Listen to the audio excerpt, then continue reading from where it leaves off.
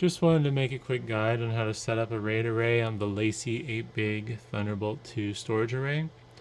Now, I just connected this storage array to this Mac Pro that I'm using as a tester. And since none of the drives are formatted correctly, it gives a bunch of warnings. You can't ignore those since the drives are not configured yet. You will need to download the Lacie RAID manager to set this up. And it's also a good idea, before you do anything, go to the updates section and just check to make sure the system is up to date. In my case, the firmware was out of date, so I had to update that first. And then from there, it's best to just check to make sure the drives are being seen correctly. Once you've made sure everything's up to date and the drives are all being seen, you want to go to Overview and create Array. And there's two different ways you can do it. You can do quick, and it'll just set everything up for you. In my case, since this has all 8 drives in it, it would do a RAID 5. Or you can do custom, which will let you select and decide how you want to configure things.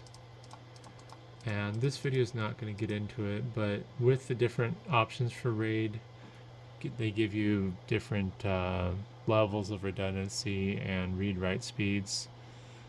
But I guess the simplest thing is RAID 0, that'll give you the maximum capacity, but you have no redundancy then. RAID 5 will give you capacity and some redundancy.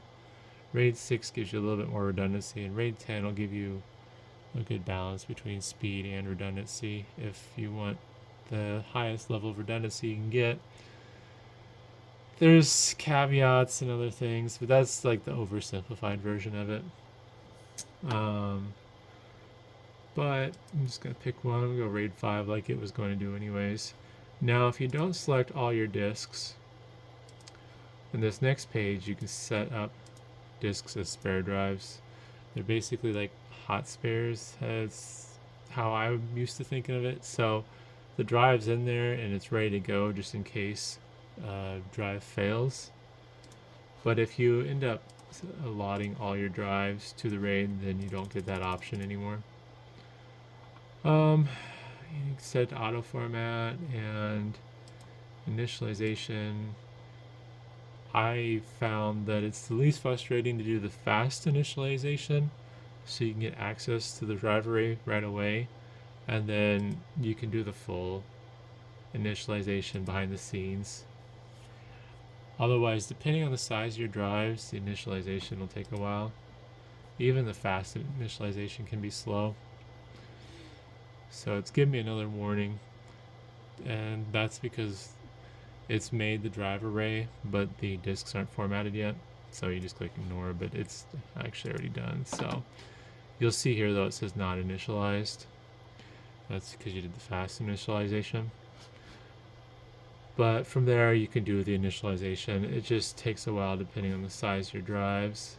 I'm not going to show that for the sake of this video, but also you can go into array management and you can do various things like look at which drives are what, check their info,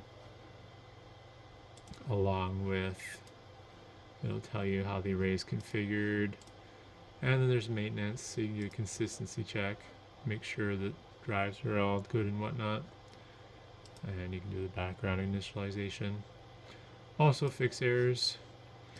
But biggest thing is getting the array set up, and with RAID 5 it seems like it's pretty quick. This is about 10 gigs worth of install files. And as you see here, it's doing about a gigabyte a second from rough guess. But yeah, hopefully that's helpful, and thanks for watching.